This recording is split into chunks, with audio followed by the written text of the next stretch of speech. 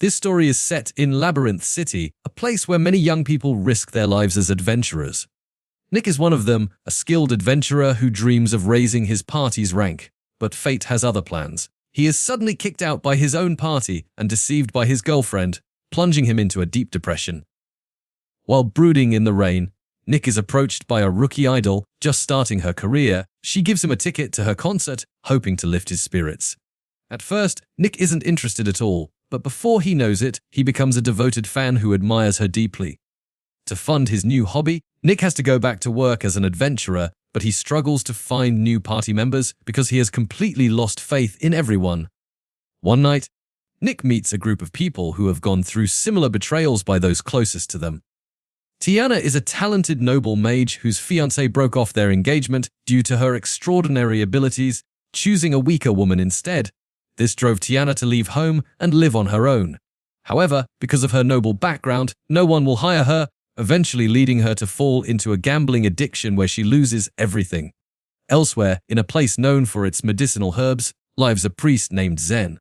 A young girl who often helps him gather herbs falls for him and hopes to become his girlfriend due to his kindness. When Zen rejects her, she falsely accuses him of wrongdoing. As a result, Zen is imprisoned and hated by everyone in town. Meanwhile, Karan, a dragon girl, suffers a tragic incident when her treasured heirloom is stolen by someone she deeply trusted. Bonded by their shared experiences, Nick invites them to form an adventuring party together. They visit the Adventurers Guild to register their party and establish 3 core rules. 1. Don't interfere with each other's hobbies. 2. Keep an eye on expenses. 3. Come back alive. Because trust is still lacking, the responsibility of managing money isn't given to just one person. They split the task so no one can misuse the funds. The next day, they set out on their first adventure as a rookie party. They are only allowed to enter 3 labyrinths and must defeat the boss monster to rank up. Their first task is to defeat a slime. Though weak, they must stay alert because one small mistake could cost them. Tiana wants revenge on the type of slime that once ruined her, but her attack misses and nearly hits Karan. Karan dodges, but the incident worsens their relationship, and things deteriorate further when they reach the top floor and Tiana tries to defeat the giant slime on her own using magic. Her efforts fail because the slime is resistant to strong magic. To prevent further issues, Nick takes the chance to discuss everyone's strengths and weaknesses. He admits he is skilled in hand-to-hand combat and reconnaissance, but knows no magic, can't use heavy weapons, and has no healing abilities. By revealing his own flaws, Nick hopes they can start trusting each other. Given their past betrayals, he doesn't force anyone to share, but Tiana and the others don't mind opening up. After that, they decide to visit the Goblin Forest, where Nick defeats a horde of attacking goblins single-handedly. Zen is shocked by Nick's newfound strength, which leaves the others with nothing to do. Tiana makes things easier by detecting enemies over a wide area. Their next foes are stronger, but they need money, so they push forward and win. This time, it's Karan's turn to shine, using her fire magic to take down an evolving hobgoblin. As a proud dragon race, Karan has a mission to serve the destined hero who will save the world. In the past, she was drawn to a pendant sold by a merchant, but it was too expensive for her. The merchant accused her of damaging the pendant and forced her to pay for it. Her party member Kalios helped expose the merchant's trick, leading Karan to serve him wholeheartedly in hopes that he was the hero she was meant to serve. One day, when Karan packed all her belongings to bring into the labyrinth, Kalios told her to leave them behind, promising they would be safe. Inside the labyrinth, Kalios used her as bait against a monster. When the monster released poison, the others fled, leaving Karan alone. She rushed back to the inn to retrieve her treasured heirloom, only to find all her belongings stolen by Kalios. Feeling heartbroken, Karan decided to visit a tavern where she met a legendary adventurer named Fix. Fix indirectly helped Karan through her tough times by introducing her to the tavern's delicious food. Over time, Karan became interested in trying various dishes, secretly watching Fix and copying everything he ate. Fix noticed Karan following him, so when she looked lost, he willingly recommended good food to her. Later, when a drunk man accidentally bumped into Fix's sword, Karan quickly stopped it from falling with her tail. To Fix, that sword is as precious as his life, earning Karan his deep gratitude. Thanks to meeting Fix, the hole in Karan's heart left by betrayal began to be filled with good food. But enjoying such food costs a lot of money, and when Karan ran out of funds, she headed to the Adventurers Guild, where she met the others who shared her fate. Nick and his companions receive a special mission: explore the Bond Labyrinth and find a holy sword called the Sword of Bonds. Tempted by the enormous reward, Nick accepts the mission on the condition that they are given a map and a minimum reward regardless of the outcome. They soon begin exploring the labyrinth, which looks like another civilization filled with advanced technology. Following the map, they arrive at a room where they find a talking sword. Tiana believes it's the Sword of Bonds, but the others doubt it because it has no blade. Karan even thinks it is broken. The sword explains that it is indeed the Sword of Bonds. Nick wants to take it to the guild, but the sword refuses. It is tired of being stored away for thousands of years and wants to be used by them. When Nick picks up the sword, a guardian monster made of nanomachines appears. To escape the room, they must defeat it, and the Sword of Bonds guides Nick on how to use it. He must picture one of his companions and say the word union. But because a condition isn't met, he can't activate the sword, gets hit, and falls into a hole. Karan comes to rescue him while the others hold off the monster. Nick apologizes to Karan for breaking her pendant, which was a gift from the former leader of his old party. Because of that pendant, Karan had found it hard to believe they had betrayed her. So, even though Nick broke it accidentally, she doesn't mind. In fact, she feels a little relieved, which deepens the trust between them. As a result, Nick awakens the power within the Sword of Bonds. Nick and Karan save Tiana and Zen, who can no longer hold off the enemy. After learning the truth, they decide to keep the sword for themselves. They plan to trick the guild, hide the ancient holy object that can talk, and transform into human form and treat it like a party member named Kizuna, which means Bond. In the past, Tiana once ruined the career of a master she greatly admired. He was caught in a scandal with her, costing him the sage title he had always dreamed of. Still, he remained kind to her as if nothing had happened at their last meeting. He gave her a gift she'd always wanted, though Tiana struggled to tell when he was serious or joking, something that often amused him and made him laugh uncontrollably. When Tiana wakes up in the morning, she sometimes wonders if everything could go back to the way it was before all the trouble started. She wishes she could return to that time and live happily again, and the others feel the same. Though ancient magic can't grant that wish, they keep hoping and dreaming of that day. Once everyone is together, they take on a mission to defeat Retsuzetsu, hiding in an ice cave. Using telepathy, they can communicate secretly, but Kizuna recklessly jumps toward the monster and ruins the plan. Even so, she has no trouble fighting, borrowing energy and mana from her companions to use various skills and defeat the monster alone.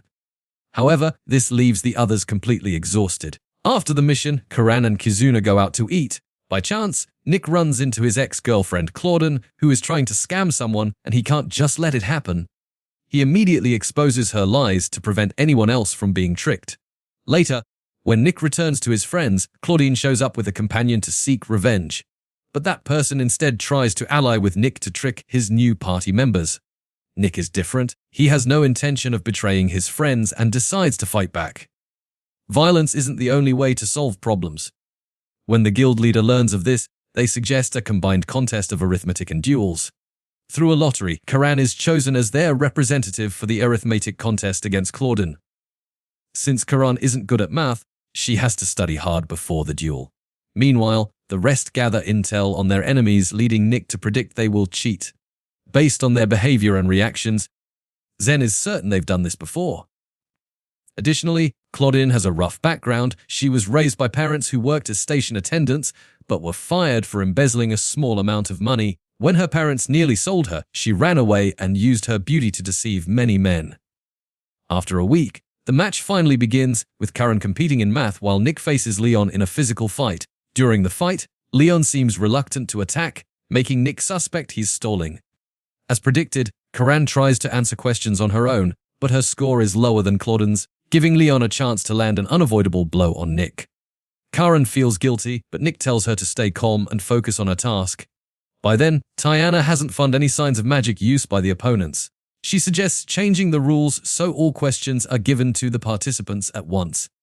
That's when the enemies start cheating, using a magical device to communicate remotely and relying on a member to find the correct answers. The crimes of the Iron Tiger group are exposed. Nick and his team capture them and hand them over to the authorities.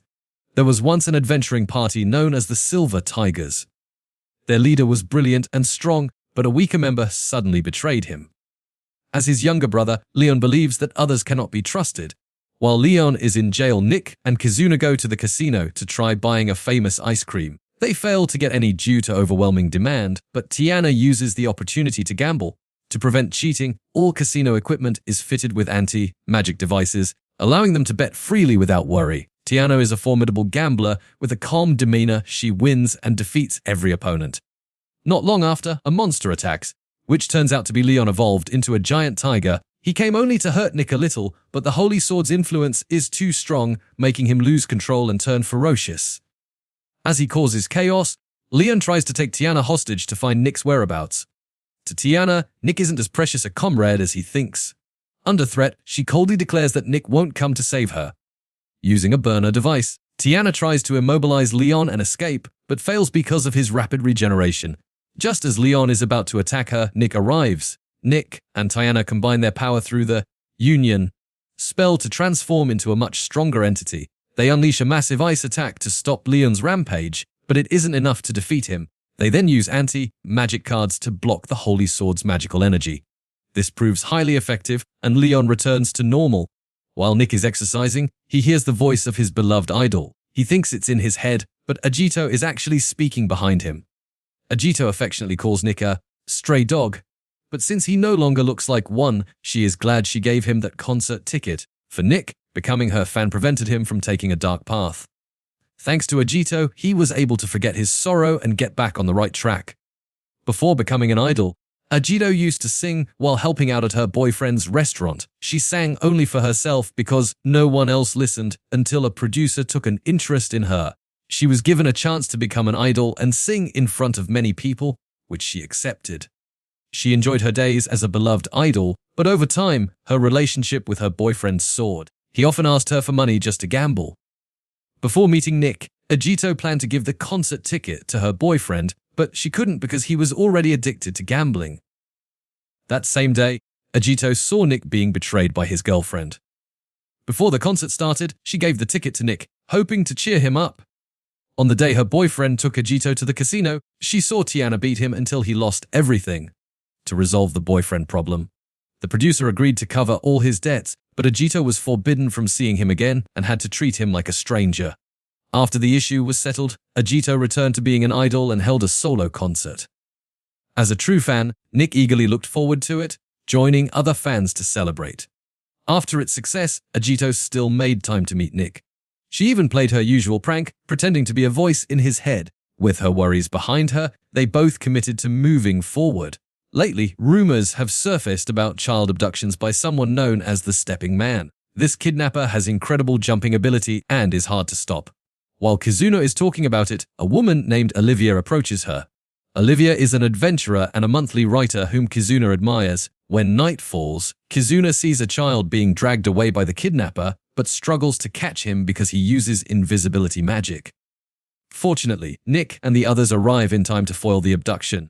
Raina reveals that her mother often went out at night to catch the kidnapper, but lost every time and eventually ended up in the hospital. Nick and his friends believe her story and agree to investigate and capture the culprit. To gather information, Nick and his party visit a guild branch filled with bounty hunters. The atmosphere is hostile, and from the moment they arrive, some bounty hunters look down on them. Unwilling to tolerate it, Tiana takes a mission to capture a fugitive and makes a large bet with those who mocked her. They then visit the slums, where Nick hands over some money to get information on their target. They run into a gang, but Nick learns the target's whereabouts, and it doesn't take long to find the fugitive. Besides completing the mission, they also get a small lead on the recent kidnappings from the fugitive. Later, back at the guild, they meet Olivia. Based on the intel, Nick is convinced Olivia is the culprit. Unfortunately, they fail to catch her because she leaps high into the air. The party gathers to discuss the Stepping Man case, and Raina's mother, a warrior from an A-rank party, joins them. Ida apologizes for her daughter troubling them and explains how strong the enemy is. According to Ida, the Stepping Man is not an opponent to be taken lightly. She says that in their current state, they can't defeat him. She advises Nick and his friends to stop searching. Nick refuses, believing that chasing fugitives is part of an adventurer's freedom. If they can't win now, he asks Ida how to become stronger. Ida takes them to a place and gives them a device to test their potential. She will train the one with the most potential in dodging and close-range attacks. The burner device shows Nick has the greatest potential, so the training focuses solely on him. One night, the stepping man strikes again, trying to kidnap a child walking alone. Nick wants to confirm if the kidnapper is Olivia, but the movements clearly show it's not her. To learn more, Nick asks Leon, who has deep knowledge of magical tools. Leon explains that the kidnapper uses the Sacred King's gem, and the only way to counter it is to call out the user's name. But Nick must be careful, as the chance only comes once. Armed with this information, they resume searching the slums, where Olivia suddenly attacks them. Firmly, Nick calls out Olivia's name, and she stops attacking, explaining that she isn't the kidnapper they think she is. While investigating the slums, they find gem fragments on a deceased child's body. These fragments serve as clues to identify the user. After further investigation, they conclude that the real culprit behind the abductions is a doctor named Nagava. That night, Nick confronts Nagava directly, calling his name to cancel his disguise magic. Nick learns that Nagava dared to kidnap children for twisted experimentation. Nagava doesn't deny it, so Nick attacks until they both fall off the roof. Nick's entire team is already waiting below, leaving Nagava trapped with no escape. Suddenly, another attack comes from an unknown assailant who intends to silence Nagava and everyone who knows about him. Olivia arrives to help, and her behavior shows she recognizes the enemy more than anyone. She knows the various crimes this enemy has committed and calls him the White Mask. Olivia tries to fight back, but her attacks have no effect because the enemy regenerates quickly. He also has strong gravity and air pressure manipulation. Nick and Zen can't stand by and decide to combine their power using Union. The fusion allows them to move at superhuman speed, and just as the White Mask is about to catch them, Kizuna lands a strike right on his head. In the end, the White Mask chooses to flee and blows up the place, destroying it completely. Though one case is solved, Olivia warns that they can't rest easy yet. Not only is the White Mask still at large, but they also have to deal with a certain group that sides with the enemy. Olivia knows this because she is actually a combat training program known as the Sword of Courage. After defeating the stepping man, everyone rests to recover from their wounds and fatigue. During the break, Nick and the others find themselves thinking about pointless things. Nick remembers his first time in Labyrinth City after losing both parents to bandits. Fortunately, Ajito saved him, trained him until he became truly strong, and recruited him into her adventuring party.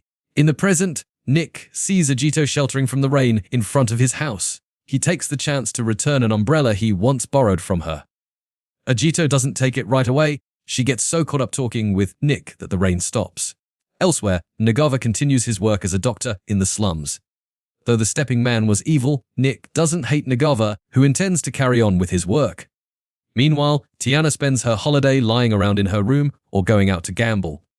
Karen often wanders the city alone, reflecting on her past when she was tricked by Kalios. Now, she will never forgive the one who stole the pride of her race. As she walks alone, Nick and the others arrive to pick her up. They invite Karan to join an upcoming festival. Then Olivia catches up from behind, handing out her latest newsletter and informing them that the Dark Demon Lord is on the verge of resurrection. Though Nick and the others are somewhat skeptical, Olivia manages to convince them to rise against him.